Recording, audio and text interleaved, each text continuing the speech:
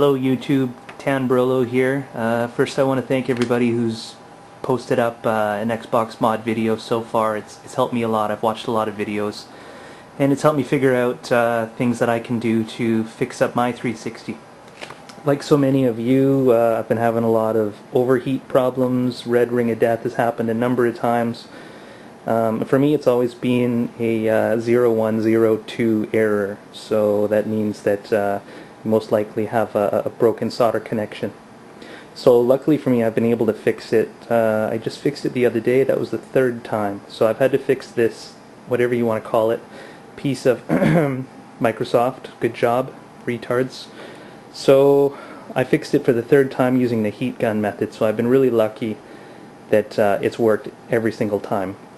So I've been very fortunate, but who knows, it's going to keep overheating and one day it's just not going to be able to be fixed anymore, and that's going to suck. So I got to do everything I can to keep this thing running and hopefully really fix it. So this is what the inside looks like. It kind of looks like crap actually. We got some cardboard and duct tape in there. It's not a lot to look at.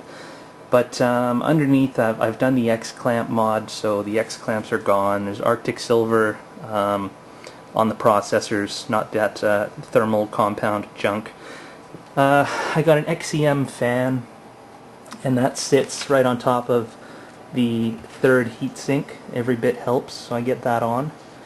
What else did I do? I got my Dremel out and I cut the mesh off the back fans, just from modding computers. I know that if you get rid of that mesh it'll improve the airflow. And again, every bit helps, so I hacked that off. Easy to do, so why not do it? On the front of my case I cut two holes in the top, put some grills on there, so the XCM fan sits right under this one. And I was thinking of putting an exhaust fan up here, but never bothered. It doesn't really get hot up there anyway. I have better ideas to do anyway. So I've done that. What else have I done? I have a fan switch, which I'm going to show you. But also I'll just mention I did the Shroud Mod, where I actually split the shroud into two and sealed it off on the inside so that each fan has a dedicated heatsink. So rather than have two fans just kind of randomly suck air out of both, this one is dedicated to the GPU, this one is more dedicated to the CPU. I don't know if it helps, but I hear it does. I'll give it a go.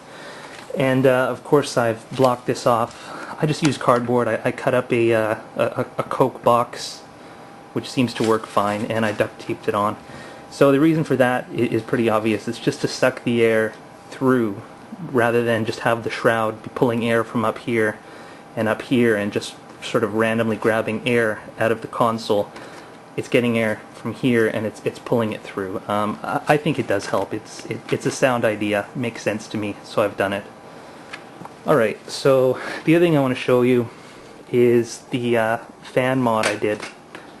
So here's the case, and I cut out a teeny little hole here, and on the back there's this little box here. What it is it's a thermal take fan switch for a computer, and it actually fits up perfectly onto this.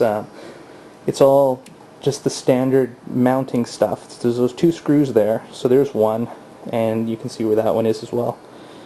And it fits perfectly in with the holes that the Xbox has. So I didn't have to do any cutting or hacking to fit this in.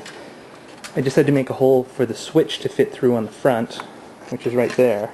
And that's it. It works fine. So what I do is I get a 12-volt source from the Xbox, and my source of choice is from the DVD-ROM. So I've got my DVD-ROM cable here, and I spliced into the 12-volt source, and this red wire here goes into this. So that's power in, and right here is power out. So the power out goes to this. So it's power in at 12 volt, and it's power out right here. This is power out. And the way this works is it's a 3-setting switch. And I have three options. I can run it at 12 volt, or I can step it down to 10.5 volt, or I can step it down again to 9 volt. So I have the option of switching all my fans whenever I feel like it to 12, which works best, but it is pretty loud. or go 10.5, which is actually a really good sort of middle ground. I like it at 10.5. It's not that much louder. Or 9, which is whisper quiet. Say if maybe you wanted to watch a DVD on your Xbox, which I never do. Maybe some people do. You might want to hit that switch as well. So what I've done is I put that 12-volt switch onto a splitter, and the splitter is running off the XCM fan. So 12-volt power, or the switch power, goes in here, and it goes out to the XCM fan, and I've got another plug here with the power. I plug that one into here, and this powers both of these fans. So what I've done is I did the 12-volt mod on here. These fans are not getting power from the plug, they're getting power from my switch. So when I switch it down to 10.5 volts, the XCM fan gets 10.5, and these fans also get 10.5. And even if I turn it right down to 9 and make it quiet, it's still getting more power than it would in stock form, because in stock form these fans are only getting 5 volts, which is crappy. So to summarize, if I want quiet on the thermal take, I go to 9 volt, and even at 9 volt it's pushing more air in the back than it would normally, which is only 5, which is terrible. So I'm going to just pause the tape here, and I'm going to put this thing back together pretty quick, show you all how it works. Right before I do that, I've seen a lot of videos, people talking about volts and watts, and they have a 12-watt fan and this and that, and it just doesn't make any sense. So I'm just going to, bear with me here, for anyone who doesn't know, I'm going to explain how the power works here. It's very simple. I warn you, I have really, really bad handwriting.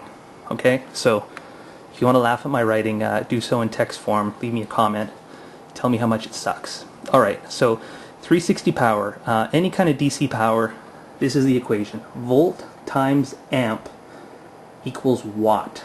Okay, you following me so far? Volt times amp equals watt. So the first line here, the stock Xbox fans run at 5 volt, and it's written right on the back. I'll turn it, you can see it for yourself. Where is it? There it is. I don't know if it'll zoom in. There you go. 12 volt, 0.4 amp. Okay, so it uses 0.4 amps for each fan. Okay, so it's variable voltage, but when it's cold, or at least it thinks it's cold. Xbox 360s are never cold, but when it thinks it's cold, it runs at 5 volt at 0.4 amps. So 5 times 0.4, 2 watt. Okay, so each fan is drawing 2 watts of power. When you turn the thing on, it starts up, and of course there's 2 fans, so 2 watts times 2, 4 watts. Okay, so all these overheating Xboxes, that's how much fan power is being used. Most of the time your fans don't get hot enough to even get faster. They just run it idle at 5 volt, and before you know it, you got red ring of death. So what a lot of people do, I myself have done this, is the 12 volt mod. So the 12 volt mod brings it up to 12 times 0.4 is 4.8. I know it looks like 48, but there's a dot there. 4.8 watt. 2 fans is 9.6 watts. So there's the difference. If you run it stock, you're getting 4 watts.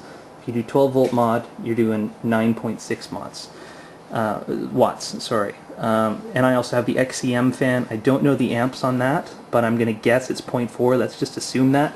So if I got 3 fans at 12 volt, and assuming that they're 0.4 amps, I've got 13.6 watts. So just from going from stock setup 4 watts, you add a fan, you do the 12 volt mod, you've bumped it up to 13.6 watts, which in all likelihood the power supply of the 360 can handle that just fine. I'm coming up on 9.5 minutes here. My time's going to run out, so I'm going to stop this one. I'm going to make a second short video after it's all put together.